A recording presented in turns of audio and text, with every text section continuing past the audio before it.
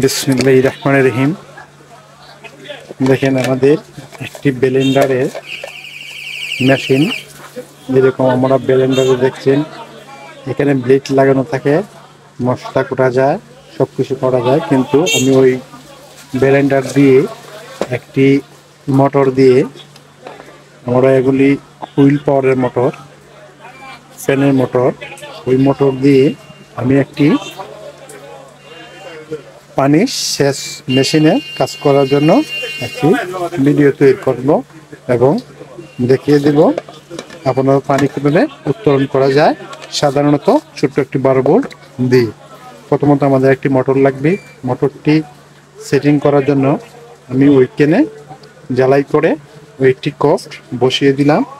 তারপরে আমরা ওই রকম ব্লেন্ডারের যে তলের অপশনটা থাকে ওইটা ওই সাপোর্টের জন্য কিন্তু আরামসে ঘোরার সিস্টেম। আমি প্রথমত ব্লেন্ডারের ব্লেডটি খুলে নিয়ে, এখানে কিন্তু দেখেন কত সুন্দর ব্লেড আসছিল। ওই ব্লেডটারে আমি একটা ব্লেড দিয়ে স্টিল দিয়ে সুন্দর করে 3 ডালা একটি ফ্যান তৈরি করলাম। তৈরি করে ওই ব্লেডের সঙ্গে মিলিয়ে বসিয়ে দিলাম। যেরকম আমাদের ওইখানে বুশ আছে, আমরা ওয়াটার সেলের মতন কাজ করবে, আমি ওইটি লাগিয়ে একটি ফ্যান তৈরি করলাম। তারপর ওইদিকে ওই কপটি লাগিয়ে দিলাম পুনরায়, কিন্তু আমাদের ফ্যানটি সেটিং হয়ে গেল। দেখেন মূলত আমাদের ফ্যানটি সেটিং হয়ে গেল। আমরা ওই ব্লেন্ডার ওই পাশটি খুব হার্ড, খুব শক্ত, ওইটি ওইভাবে লাগিয়ে সেন্টার করে মিলিয়ে নেব। নিয়ে দেখেন আমাদের ওই ফ্যানটি কিন্তু অবিকল অন্য সেচ মেশিনের পাম্পের মতো হয়ে গেল। এখন আমাদের ওই মোটরটিতে ওই ফুলারটি সিস্টেম করে বসিয়ে দিতে হবে। দেখেন বসিয়ে দিয়ে আমাদের ওইটি সেটিং হয়ে গেল। দেখেন আমি ওই সিস্টেম করেই রেখেছি যে ওইখানে যাতে ওইটি বসানো যায়। দেখেন খুব সহজেই সুন্দরভাবে লকে লক বসিয়ে চতুর্দিকে লকগুলা একুইটভাবে আটকে গেল। দেখেন আমাদের ওই ফ্যানটি কিন্তু এখন একুইট হয়ে গেল। এখন আমরা ওইখানে একটি পানি ওঠার জন্য একটি মুখ লাগাতে হবে। যেরকম আমি আরএফএল একটি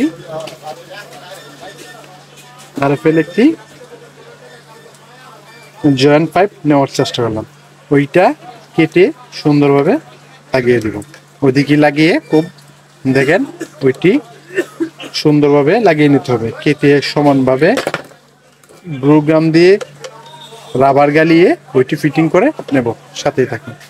দেখুন আমি গ্লুগাম দিয়ে আমি রাবার গালিয়ে সুন্দরভাবে এই সকেটটি বসিয়ে দিলাম। সুন্দরভাবে রাবার গালিয়ে সুন্দরভাবে চতুর্দিকে বসিয়ে দিয়ে দেখুন আমি সুন্দরভাবে ছিদ্র করে নিলাম। যার কারণে ছিদ্র না করলে আমার পানি সুন্দরভাবে ওদিকে আসবে না। যার কারণে সুন্দরভাবে ছিদ্র করে নিয়ে আমি ওইটি ফিটিং করিয়া আমরা পানি ওঠার চেষ্টা করব। দেখুন পানি কীভাবে তোলা যায় আমি পুকুরে নিয়ে আমরা আপনাদেরকে দেখিয়ে দেব। দেখুন আমাদের পাম্পটি তৈরি করার পরে আমরা পুকুর ঘাটে নিয়ে আসলাম। কত সুন্দর করে আমাদের পানিটি কত স্পিডে পড়ছে দেখুন। 1.5 ইঞ্চি পাইপ দিয়ে, টেবিলের পাইপ দিয়ে আমরা কত স্পিডে পানি তুলতে পারছি। অনেক পানি উঠতেছে। আমাদের ভিডিওটি যদি আপনাদের কাছে ভালো লেগে থাকে তাহলে চ্যানেলটি সাবস্ক্রাইব করে পাশেই থাকবেন। আল্লাহ হাফেজ।